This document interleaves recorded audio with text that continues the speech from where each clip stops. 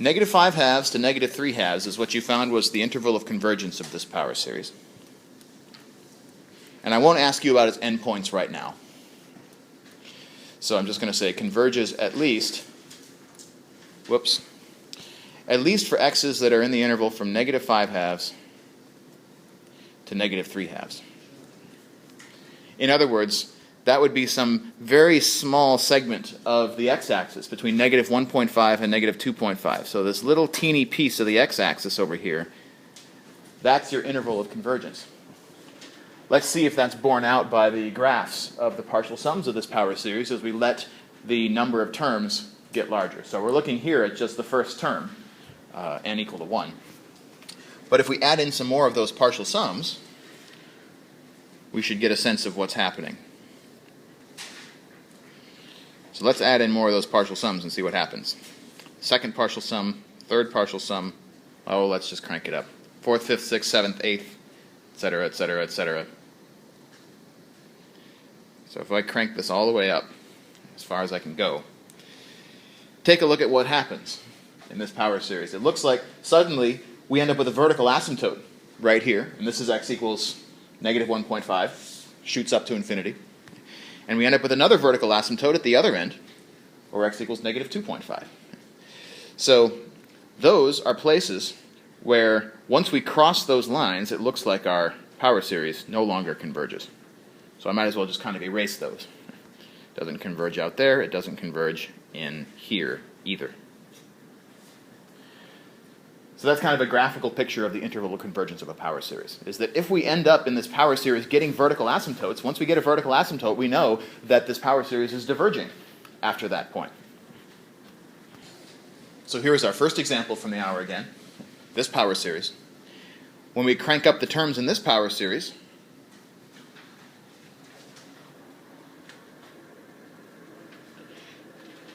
and ask the question, where does this power series converge? Well, where are its vertical asymptotes? It certainly looks like this one is going to have no vertical asymptotes.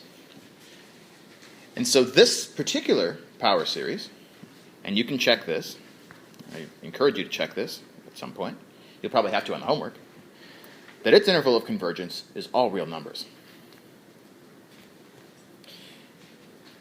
So really quickly, let's see if we can come up with a plausible explanation for why this power series converges for all real values of x, whereas the power series that group B told us about a moment ago, which was the summation negative 2 to the n over n to the fifth times x plus 2 to the n.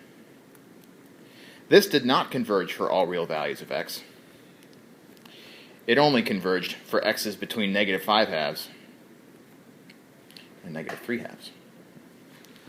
So let's just take a moment and pick these power series apart and figure out what it is that's making the cosine power series, and we'll see this week why this really is the power series that adds up to cosine of x. But we'll see why this cosine power series converges everywhere, regardless of what the value of x is, while the other power series we started with does not converge everywhere, that the convergence breaks down after we get out of that interval of convergence. Let's haul out the order thermometer one more time. And starting with the series that group B told us about. That series has several different factors inside of it, starting with this n to the fifth in the denominator. Where does that n to the fifth belong on the order thermometer? N to the fifth? N to the fifth belongs in the polynomial regime. Meanwhile, there's a negative 2 to the n, and where does that negative 2 to the n part go? That part definitely goes into the exponential category. Negative 2 to the n. And then we also have this x plus 2 to the n factor right here at the end, the part that makes it a power series. And where does that part go? Also exponential. So the story here is that the convergence or divergence of this power series is going to be decided by its most powerful factors, the ones that are the highest order on the order thermometer. In other words, this n to the fifth, because it's in the polynomial regime, can't compare. Its strength its speed at which n to the fifth approaches infinity, doesn't even compare to the speed at which the other factors, 2 to the n and x plus 2 to the n, approach infinity. So the n to the fifth is completely irrelevant for the question of convergence. It might tell us something about convergence of the endpoints, but as far as the radius of convergence, the interval of convergence, it doesn't necessarily tell us anything, because the other two factors, being geometric, exponential, are a lot higher order.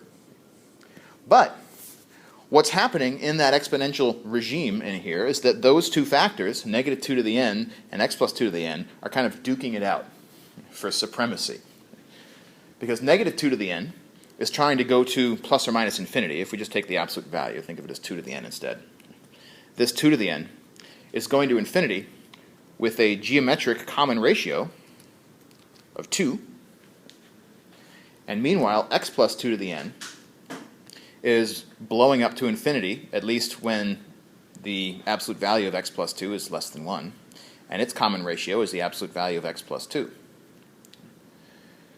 So when I multiply these two terms together as they're being multiplied in the series, the total geometric ratio, and this is probably group B what you found when you did the ratio test, the total geometric ratio, asymptotically, is 2 times the absolute value of x plus 2. And that this is only going to be less than 1. In other words, we're only going to get convergence if x is between negative 5 halves and 3 halves, negative 3 halves.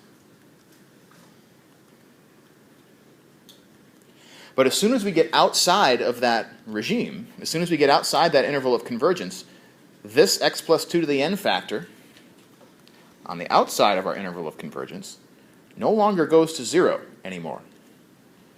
It goes to infinity. If I take x equals 0, for example, then x plus 2 quantity to the n is going to be 2 to the n, which blows up to infinity. And when it blows up to infinity, it takes the other exponential factor along with it. And so we don't get convergence anymore because the terms no longer go to 0.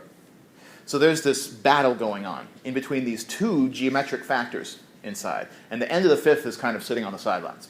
Its power is not great enough to contend with these two geometric factors. And so convergence breaks down when that x plus 2 to the power n factor is dragging the terms of the series out to infinity instead of to 0. So that's why this group B's power series is interesting, because convergence can break down if x plus 2 to the n starts going off to infinity. On the other hand, though, our power series for cosine has different stuff going on. The one that we're looking at right here, that we're claiming converges all the time, converges for all real values of x. So let's pick it apart and figure out what it's got going for it. It's got a negative 1 to the power n, and all that does is oscillate between plus minus 1, so let's not even bother with that part. And then it has this x to the 2n. Where does that x to the 2n belong in the order thermometer? Exponential also. And its geometric ratio, by the way, is not x, but it's actually x squared. Because that's x squared to the power n. So that piece belongs in the exponential category, but notably, where is our other piece? 2n factorial belongs in the factorial domain up here. And why is that important? Which of these two factors is determining the convergence or divergence of the series? Well, which one is approaching infinity with a higher order? The factorial. In other words, that factorial is going to infinity at such a high order that it always overpowers x to the 2n, no matter what value x takes. In other words, because factorials are always stronger than exponentials, this x to the 2n doesn't even matter to the convergence or divergence of this power series. And because a factorial in the denominator is always strong enough to make our series converge, this series converges no matter what value x has. So in the war between factorials and exponentials, the factorials win all the time, no matter what the ratio of the exponential happened to be. So because in this example the factorial is always winning, it's always dragging the terms of this series to 0 quickly enough to make the series converge. And then it doesn't matter what value x has. So that's why the cosine series, the one we're looking at here, converges for all real values of x. Because the value of x doesn't matter to the convergence of this particular series because of that factorial downstairs. Where, on the other hand, in our first example, the value of x did matter because its geometric factor was matched up with another geometric factor, and the two of those reach a stalemate at the endpoints of the interval of convergence. And by the way, group B, when you investigated the endpoints of this interval of convergence, if you plug in a number like x equals -3/2 or something, now let's use that, x equals -3/2. When you plug in a number like x equals -3/2 into this series, and then this factor inside, x plus 2 to the n, becomes 1/2 to the n.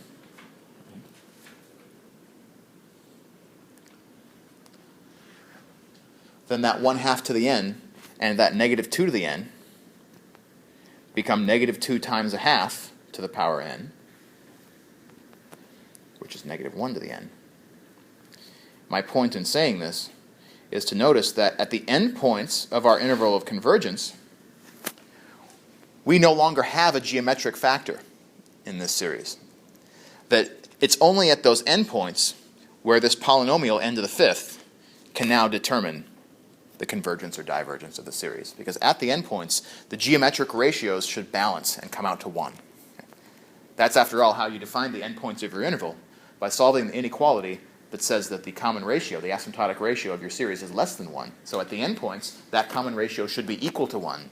So at the endpoints, the ratio test is inconclusive, and therefore the convergence or divergence is going to be dictated by its sub-exponential behavior. In this example, the polynomial n to the fifth. So that's how you know you got the right interval of convergence to begin with, is that at those endpoints, all the geometric behavior goes away, and the only leftovers are likely to be polynomials, logs, and things that don't have as much power as the geometric did.